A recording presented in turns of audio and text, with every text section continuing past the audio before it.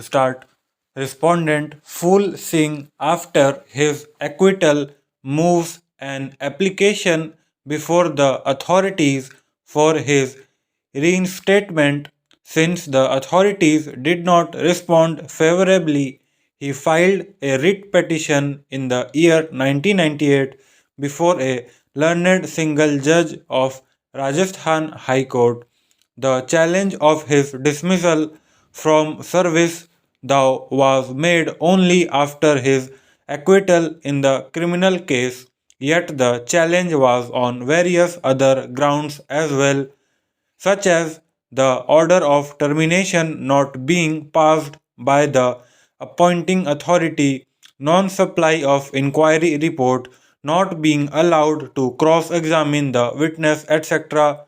All these grounds did not find favor with the learned single judge except for the ground raised by the respondent that now, since he has faced a criminal trial on the same set of charges where he was ultimately acquitted by the Sessions Court, his dismissal order is liable to be quashed and he should be reinstated in service.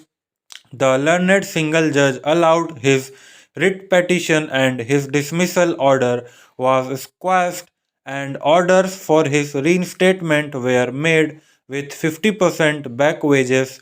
The state of Rajasthan filed an appeal against this order before division bench of the High Court, which has dismissed. The state is now before this court against the order of reinstatement passed by the Rajasthan High Court. We must reiterate that the High Court of Rajasthan, both in the writ petition and special appeal, had allowed the case of respondent Full Singh only on the ground that now, since he has been acquitted by a criminal court on the same set of facts and charges on which he had faced a departmental proceeding, the orders passed in departmental proceedings are liable to be quashed and he must be reinstated in service.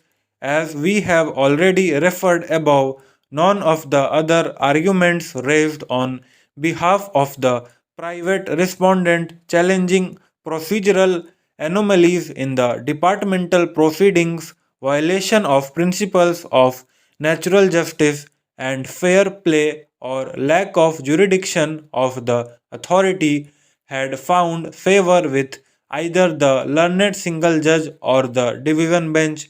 The case of the state, who is the appellant before this court, is that the respondent was a member of a disciplined force. There were extremely serious charges against the respondent in the departmental proceedings. He was charged of threatening and extorting money from a member of public, roaming in a public place under the influence of liquor, and then using a firearm and causing injuries, which were all very serious charges.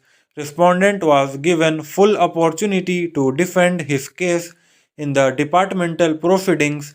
He was given the opportunity to cross examine the prosecution witnesses, and in fact, he also presented 9 defense witnesses who were examined in the departmental proceedings. The disciplinary authority concluded that the delinquent constable had committed an act of gross indiscipline and negligence, as well as dereliction of duties and of misbehavior and misconduct, and all this had blackened the image of Rajasthan police in public. Under the circumstances, the delinquent officer cannot be retained in police service and was thus dismissed from service with immediate effect. The state would also argue that the acquittal by the criminal court is no consequence as far as departmental proceedings are concerned. The question before this court is therefore only to see whether the respondent can be reinstated in service for the reason that now, on the same set of charges, he has been acquitted by a criminal court. There should be no doubt in law on this subject. Departmental proceeding is different from a criminal proceeding. The fundamental difference between the two is that whereas in a departmental proceeding, a delinquent employee can be held guilty on the basis of preponderance of probabilities, in a criminal court, the prosecution has to prove its case beyond reasonable doubt. In short, the difference between the two proceedings would lie in the nature of evidence and the degree of its scrutiny. The two forums therefore run at different levels. For this reason, this court has consistently held that merely because a person has been acquitted in a criminal trial, he cannot be ipso facto reinstated in service.